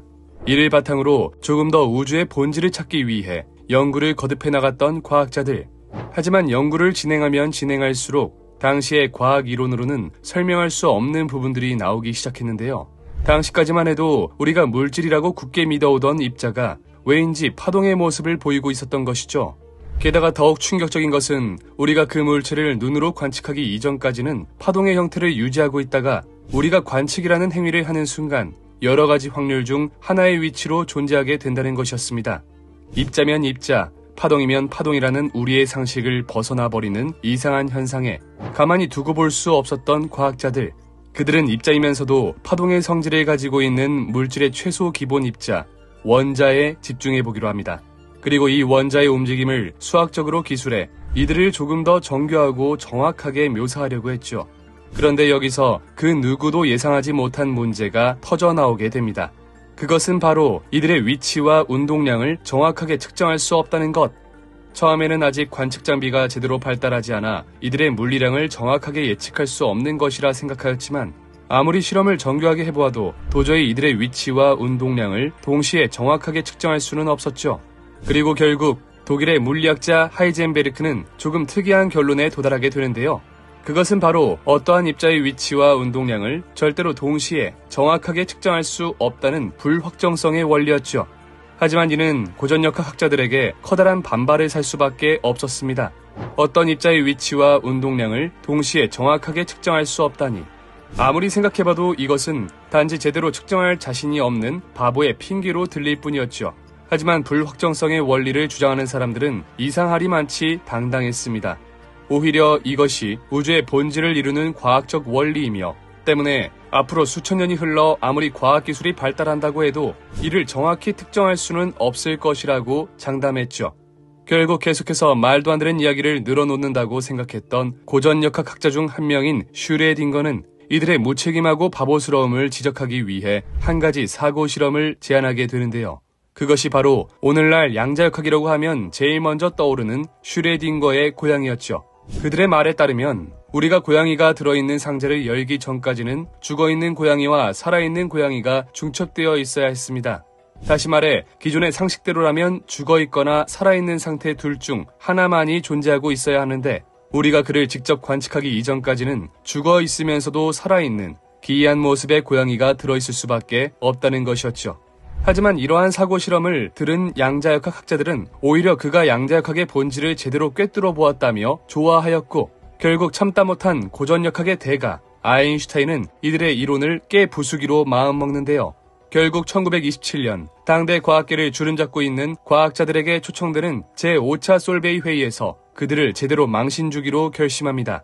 하지만 하이젠베르크와 닐스 보어, 막스 보른으로 대표되는 양자역학의 코펜하겐 학파는 아인슈타인의 사고 실험을 완전하게 반박하는 데 성공하였고, 이후 1930년 다시 한번 열린 제6차 솔베이 회의에서도 양자역학을 공격해오는 아인슈타인을 아주 성공적으로 막아내었죠. 아무리 정교하고 세밀한 사고 실험을 내밀어도 이들의 이론이 무너질 기미가 보이지 않자 아인슈타인은 자신의 뜻과 같이 하는 과학자 포돌스키, 로제는을 모아 이들의 이론을 파헤쳐 공격하기로 하는데요. 그 결과 1935년 이들의 앞 글자를 딴 논문 EPR 역설이 탄생하게 되죠. 그들은 양자역학의 여러 가지 현상 중 하나인 양자 얽힘에 집중했는데, 여기서 양자 얽힘이란 한번 상호작용을 한 입자들은 아무리 멀리 떨어져 있더라도 그 즉시 정보를 주고받을 수 있다는, 다시 한번 우리의 상식을 깨트리는 말도 안 되는 현상이었습니다. 그 외에도 양자역학의 여러 가지 현상들을 공격하며 양자역학을 무너뜨리려 했지만 닐스 보어는 이들의 공격을 완벽하게 막아내며 오늘날 양자역학의 여러 가지 과학이론 중 하나로 당당히 자리 잡았죠. 하지만 그런 닐스 보어조차 EPR 역설을 완벽하게 방어해내지는 못했는데, 그 결과 그로부터 수십 년이 흐른 지금 코펜하겐 해석의 부족한 점을 메꾸고자 여러 가지 해석들이 등장하였습니다. 오늘 방구석에서 알아볼 과학, 양자역학의 여러 가지 해석들, 지금 바로 시작합니다. 19세기 초 본격적으로 이 세상을 구성하고 있는 것들에 대해 연구하기 시작했던 과학자들. 그러던 중 1803년 영국의 물리학자 돌턴은 세상 만물이 더 이상 쪼개질 수 없는 원자들의 집합으로 이루어져 있다는 돌턴의 원자설을 발표하게 됩니다. 물론 세상에 갓 나온 이론인 만큼 여러 가지 허점이 있었지만, 이는 그로부터 수십 년이 흘러 그의 제자인 톰슨, 러더퍼드, 보어에 의해 보완되며 원자설은 점차 정교해져갔죠. 하지만 문제는 아직까지 이 원자 모형의 개형을 단지 그림으로만 표현할 수 있을 뿐, 이들이 왜 이러한 궤도를 갖는지, 이들의 위치가 정확히 어디인지, 이들의 속도가 얼마인지 등은 정확히 알 수 없었죠. 이러한 의문점을 해결하기 위해선 이들의 움직임을 수학적으로 나타내야 했는데, 설상가상 원자만큼 작은 미시세계에서는 물질이 입자뿐 아니라 파동의 형태도 지닌다는 물질파 이론이 발표되며 이들의 연구는 점점 더 미궁 속으로 빠지게 됩니다. 지금까지 입자라고 생각했던 원자의 움직임도 제대로 밝혀내지 못했는데 거기다 파동의 성질까지 가지고 있다니 산 넘어 산이었죠. 하지만 보어와 함께 연구하던 조머펠트의 제자 하이젠베르크는 번뜩이는 아이디어를 떠올립니다. 당시까지의 연구를 통해 원자 속 전자는 일정한 궤도에만 존재할 수 있다는 게 밝혀졌는데, 신기하게도 전자가 궤도를 넘나들 때마다 특정한 빛을 내뿜는다는 것이었습니다. 이 아이디어에 착안해 하이젠베르크는 원자의 모형을 설명할 수 있는 최초의 이론, 행렬역학을 발표하게 되죠. 하지만 행렬역학은 하이젠베르크 이전 과학계에서 한 번도 나오지 않았던 새로운 계산 방식으로 기존 학자들에게 인정받지 못했는데요. 그중 고전역학 학파의 한 명이었던 슈레딩거는 조금 더 쉬운 방식으로 원자의 모형을 설명하겠다며 단 1년 만에 슈레딩거 방정식을 발표하게 되죠. 하지만 문제는 이 방정식이 무엇을 나타내고 있는지 해석이 불가능하다는 것이었는데, 기껏 방정식을 풀어내 얻은 특정한 해가 무슨 값을 의미하는지 짐작조차 되지 않았던 겁니다. 그리고 여기서 수학의 전통한 최고의 천재 막스 보른이 등장합니다. 막스 보른은 슈레딩거의 방정식에 절대값을 지은 후 제곱을 취해 한 가지 함수를 만들어내게 되는데, 그것이 바로 전자가 어떠한 곳에 존재할 확률을 나타낸 확률 밀도 함수라고 주장하였죠. 다시 말해 가운데가 볼록한 형태의 이 방정식은 어떠한 상태에서 전자가 존재할 확률을 나타내는 그래프로, 입자가 가운데 있을 확률 50%, 가장자리 끝에 있을 확률 0.4%, 어중간한 위치에 있을 확률 2.5% 등 어떤 입자의 위치를 확률적으로 기술할 수 있는 방정식이라는 것이었습니다. 하지만 막스 보른의 이 업적은 머지않아 과학계를 두 쪽으로 나누어 버리게 되는데, 이 방정식을 어떻게 해석하느냐에 따라 완벽해 보였던 과학에 빈틈이 생겨버릴 수 있기 때문이었죠. 그리고 여기서 바로 코펜하겐 해석이 등장하게 됩니다. 이 당시 코펜하겐에 머물며 보어와 함께 미시세계에서 일어나는 일을 연구하고 있던 하이젠베르크. 하이젠베르크는 입자의 상태를 오직 확률적으로만 나타낼 수 있으며 입자의 위치와 운동량을 동시에 측정하지는 못하는 것에 큰 의문을 가지고 있었는데요. 사실 이는 이 당시 모든 과학자들에게 들었던 의문으로 별로 특별할 것은 없었죠. 그러나 하이젠베르크가 이를 해석한 방법이 매우 특이하다고 할 수 있었는데 슈레딩거가 제시한 파동방정식이 양자 세계의 중첩을 설명한다고 보았습니다. 쉽게 말해 슈레딩거의 파동방정식은 전 분야에 걸쳐있는 입자가 어디에 존재하고 있을지 확률적으로 알 수 있는 식이었는데요. 그런데 여기서 입자가 확률이 높은 곳에서 이미 존재하고 있는 것이 아니라 우리가 그 입자의 위치를 확인하기 전까지는 모든 곳에 존재하고 있다는 것이었습니다. 다시 말해 우리가 그 입자의 위치를 정확하게 관측하기 전까지는 입자가 가운데에 있을 수도 있고 가장자리에 있을 수도 있고 어중간한 위치에 있을 수도 있다는 것이었죠. 여기서 중요한 건 이 모든 상황이 함께 일어나고 있다는 겁니다. 그리고 우리가 그 위치를 정확하게 알아내기 위해 관측하는 순간 이 상태는 붕괴가 되어 오직 하나만의 결과가 우리의 눈에 보이는 것이었죠.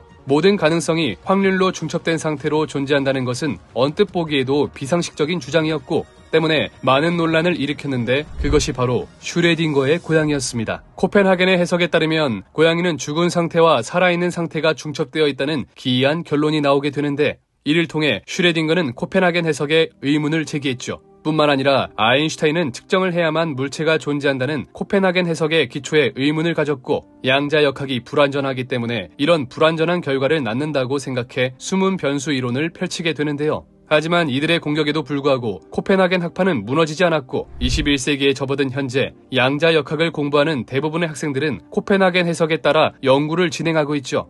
하지만 그런 코펜하겐 해석 역시 완벽하게 설명하지 못하는 부분이 있었으니 그렇게 탄생한 것이 바로 아인슈타인의 숨은 변수 이론이었습니다. 양자역학의 중첩 현상을 이해할 수 없었던 아인슈타인과 포돌스키 그리고 로젠, 그들은 양자역학을 반박하기 위해 EPR 역설이라는 논문을 만들었는데요. 미시세계에서 입자의 위치와 운동량을 동시에 정확하게 측정하지 못하는 것은 단지 관측 장비가 발달하지 않아서이며 그 외에 양자역학이 보이는 특수한 현상들은 아직까지 그와 관련된 이론이 제대로 나오지 않아 알 수 없는 것일 뿐 양자역학은 아직까지 그 자체로 부족하다는 것이 바로 EPR 역설의 논조였습니다. 그리고 여기서 이야기하는 그와 관련된 이론이 바로 숨은 변수 이론이었는데요. 숨은 변수 이론은 양자역학의 미스테리한 현상인 중첩과 실제성을 비판하기 위해 나온 것으로 그 중에서 특히 아인슈타인이 비판하고 싶었던 부분은 바로 실제성이었습니다. 코펜하겐 해석에 따르면 관측을 하지 않으면 물체는 존재할 수 없습니다. 심지어 의심의 여지 없이 하늘에 떠있는 저 달도 아무도 관측하지 않으면 실존하지 않는 것이라고 주장했죠. 하지만 아인슈타인은 결코 이를 용납할 수 없었습니다. 마땅히 하늘에 떠있는 것을 누구나 알고 있는데 고작 보지 않는다고 해서 그 존재가 사라진다니 당연히 받아들이기 힘들었겠죠. 그에 따라 숨은 변수 이론은 이 실제성에 대한 이야기를 짚고 넘어갑니다. 그는 숨은 변수 이론의 실제성 원리에 따라 결과는 외부의 환경과 무관하게 미리 정해져 있는 숨은 변수에 의해 결정되어 있고 단순히 겉보기에만 확률처럼 보이는 것이라고 주장했는데요. EPR 역설에서 그가 진행했던 사고 실험 역시 이 실제성을 비판하기 위해 고안된 것이었죠. 분명 아인슈타인의 숨은 변수 이론은 그럴듯하게 들립니다. 오히려 코펜하겐 해석보다도 훨씬 설득력이 높아 보이죠. 결국 1964년 존 스튜어트 벨은 숨은 변수 이론을 증명하기 위해 부등식을 하나 만들어내는데요. 그 이름은 바로 벨 부등식. 이 부등식이 성립한다면 아인슈타인의 승리, 성립하지 않는다면 양자역학의 승리였죠. 하지만 당시 벨은 가상의 실험과 부등식만 제안했을 뿐 실제 실험에는 성공하지 못했는데요. 그는 이 식의 괴랄한 난이도 때문이었죠.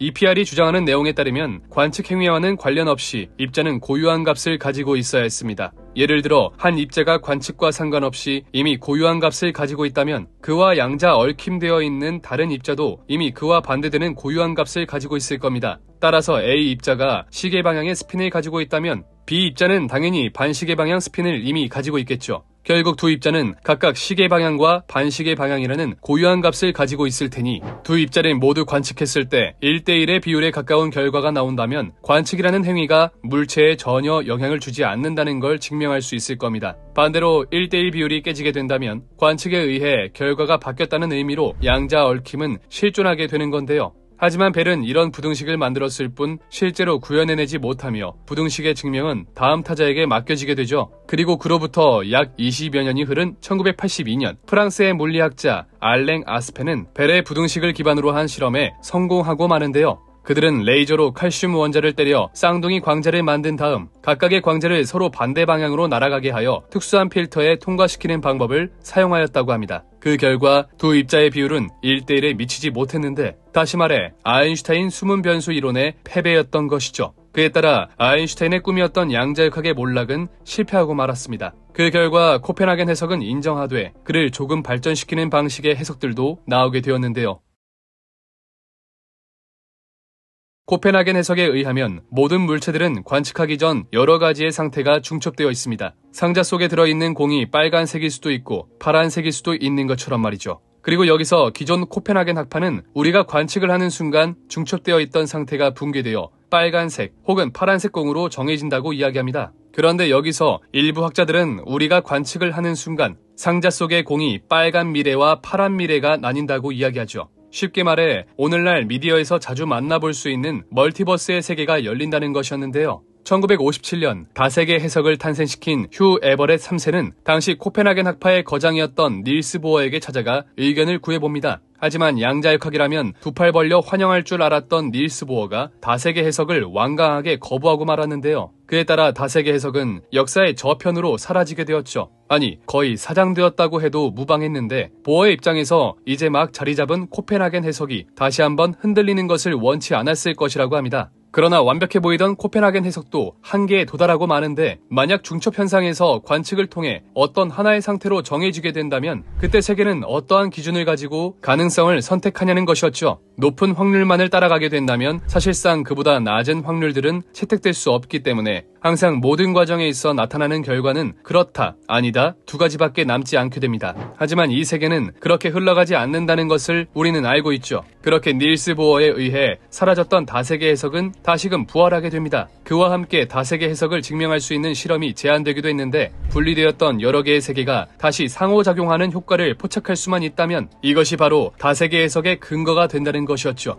하지만 이는 도저히 실현 불가능한 실험으로 아직까지도 다세계 해석에 대한 근거는 발견되고 있지 않았습니다. 문제는 이뿐만이 아니었는데, 만약 다세계 해석에 따라 세계가 계속해서 분리된다면 그 우주의 수가 너무나도 많아진다는 것이었습니다. 차일링거의 실험에 따르면 양자역학에서 이야기하는 관측은 특별한 행위가 아니라 단지 자연계에서 흔히 일어나는 상호작용을 이야기하는데, 우주에 존재하는 아주 작은 입자가 다른 입자와 아주 약간이라도 상호작용하는 순간 관측이 일어나게 되는 것이죠. 예를 들어 질소 분자는 초당 약 50억 번 정도 다른 입자와 충돌하는데, 이런 질소 분자가 우주에 수십억 개 이상 존재한다는 것을 생각해보면 지금 영상을 보는 이 순간도 우리의 숫자로는 표현할 수 없을 정도로 많은 우주가 생겨나고 있을 겁니다. 그에 따라 다세계 해석 역시 아직까지는 많은 어려움을 겪고 있죠. 이 외에도 양자역학을 설명하는 이론에는 다양한 것이 존재하고 있었습니다. 양자역학을 통계학의 관점에서 봐야 한다는 앙상블 해석부터 장회익을 비롯한 한국의 학자들이 제안한 서울 해석까지, 아직까지 양자역학에 대한 이야기는 확정된 것이 없었죠. 하지만 코펜하겐 해석으로 미시세계에서 벌어지는 현상을 대부분 설명하며 우리 주변에서는 양자역학을 이용한 여러 가지 발명품을 만나볼 수 있었습니다. 그리고 그 중에서 가장 유명한 것은 바로 이 세상의 모든 것을 시뮬레이션해 본질을 밝혀낼 양자 컴퓨터였는데요. 만약 우리가 양자 컴퓨터를 제대로 구현해낼 수만 있다면 우리는 엄청난 발전을 하는 것을 넘어 이 우주의 본질을 밝혀낼 수 있을지도 모릅니다. 지금까지 방구석 과학이었습니다.